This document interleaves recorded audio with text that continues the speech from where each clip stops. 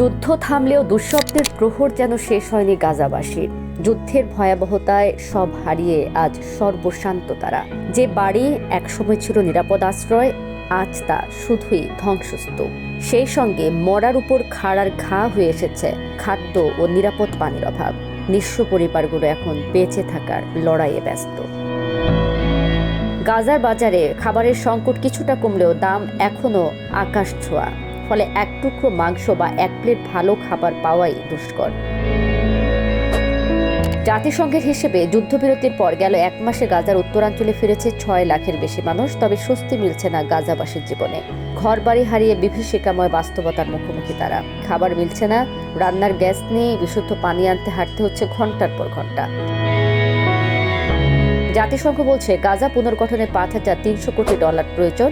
শুধু ধ্বংসস্তূপ সরাতে প্রয়োজন অন্তত 100টি বুলডোজার, যা পূর্ণ গতিতে কাজ করলেও লেগে যাবে 15 বছর। এদিকে মার্কিন প্রেসিডেন্ট ডোনাল্ড ট্রাম্প গাজার পুরো জনগোষ্ঠীকে সরিয়ে নতুন করে এই অঞ্চল পুনর্গঠনের প্রস্তাব দিলেও ফিলিস্তিনিরা এই প্রস্তাব প্রত্যাখ্যান করে বলছে তারা নিজেরাই গাজা পুনর্গঠন করতে চায়। অন্যদিকে মানবিক সহায়তা সংস্থাগুলো গাজার পরিস্থিতি সামাল দিতে নতুন করে কাজ শুরু করেছে।